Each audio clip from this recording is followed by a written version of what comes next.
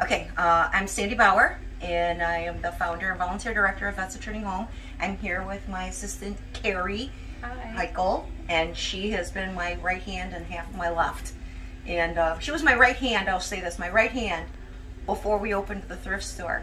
And since we opened the thrift store, it's been just an absolute blur, which I call that my delightful dilemma. We're all very busy. So Carrie's basically kind of taken over, if you will, running the shelter and the day-to-day operations there so that I can kind of focus on trying to get a grip on the store. And let's see, when was our official open? Do you remember? Like August 8th or something like that. So somewhere around there. We've got August, September, October, November, December, 4 months, right?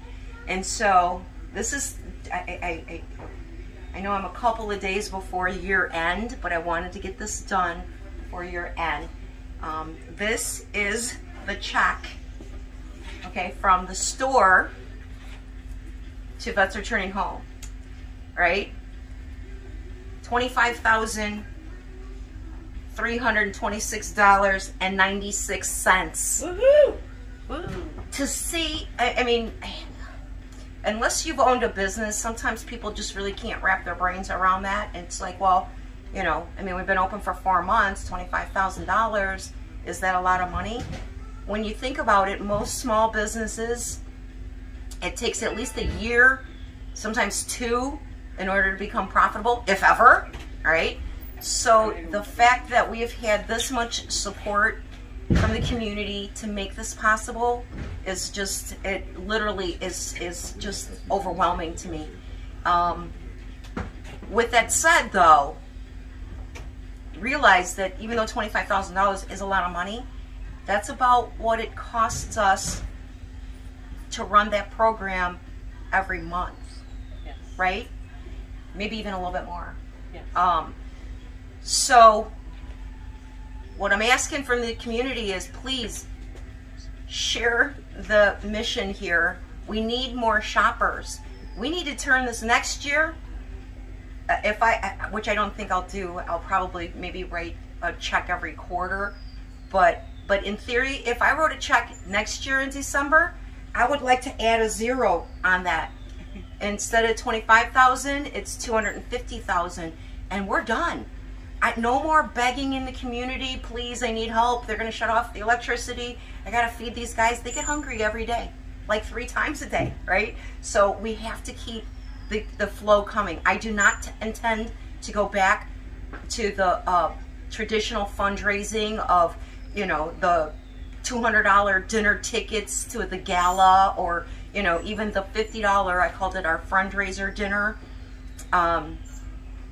One, they take a lot of time, a lot of volunteers, a lot of begging for donated items to raffle off and auctions and all of those things, and then expenses against that because you got to pay the banquet hall and whatever. This just makes so much more sense that once we establish this store, the cash flow will just continue. And I might have said this in the past, but I'm going to say it again.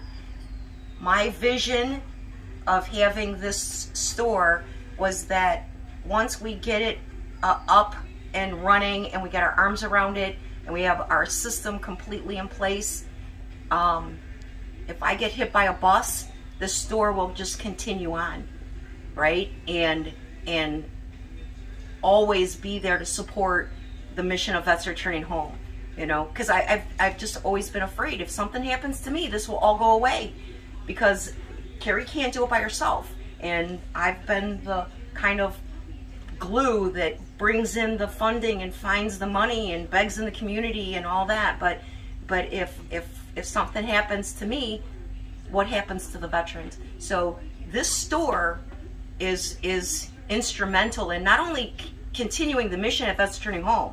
That is obviously the most important. But when you think about what this store does for the community, you know, so many people are struggling with food costs and just inflation in general. Don't get me started on that subject.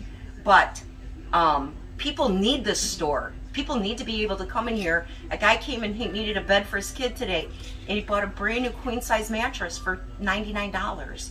I mean, you know, just the incidental things. We have bins of clothes for 99 cents, and they're beautiful. Everything in the store, if it's not high quality, it doesn't come in here.